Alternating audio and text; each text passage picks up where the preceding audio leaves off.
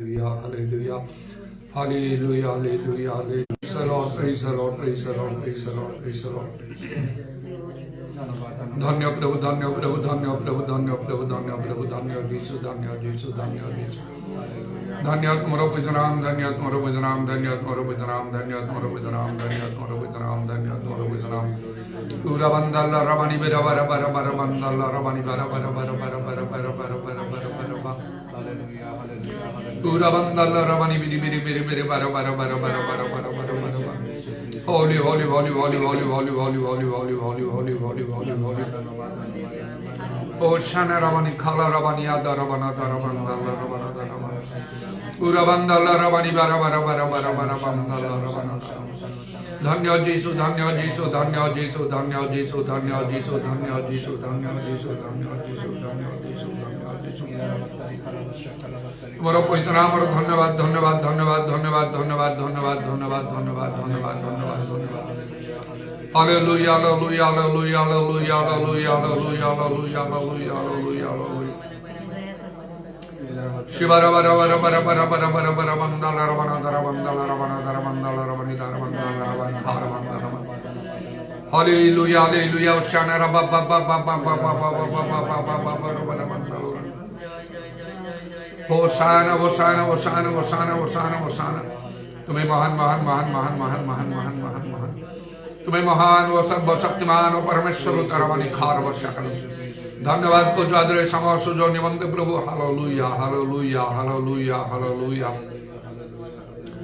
तुम्हें तो आमान को सर्वदा सुजो देव च प्रभु केवल तार सद्व्यवहार करिबा आमान को कर्तव्य प्रभु हालेलुया हालेलुया पूरा वर्षकाल रवानी खार बंदल रवना तरवा जबरी आमान को अनुताप करने को पड़ो ना प्रभु आउ से शेष समय अंतिम से विचार समय हिसाब देवा समय निमंते सुযোগ तुम्हें आम प्रदान कर सद्व्यवहार तुम्हें आम साहय कर हालेलुया जीसुंग नाम जीसुंग नाम जीसुंग नाम दया कर से सुযোগ सद्व्यवहार कर प्रथम तुम राज्य धार्मिकता अन्वेषण करने तुम्हें आम अनुग्रह कर इदारवानी खार वर्षा काल रवानी खार बंदनवा तुम्हारो सेवा और तुम्हारो कार्य संतोषजनक भाव करने दया कर आमर आचरण को सुधरिया तुम्हें आम दया कर तारावानी खार वर्षा काल रवा स्वर्गस्थ पितांग इच्छा साधन करने तुम्हें आम दया कर hallelujah praise the Lord praise the Lord praise the Lord praise the Lord धन्य जीसु धन्य जीसु धन्य जीसु कारण मैंने जानू प्रभु तुम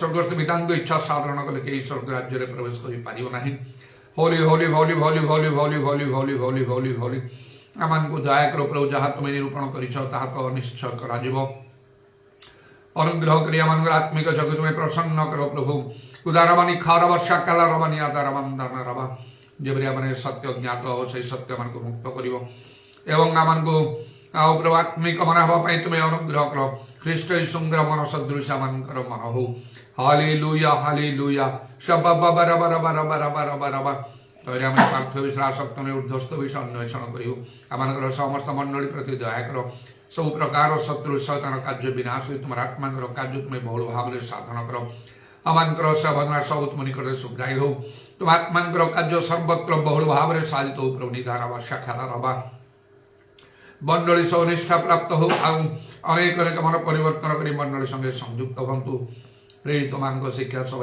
प्रार्थना निविष्ट रुहतु जीसुं नाम दया कर शुणिल धन्यवाद दी प्रभु जीसुं नाम प्रार्थना करुच आमेन।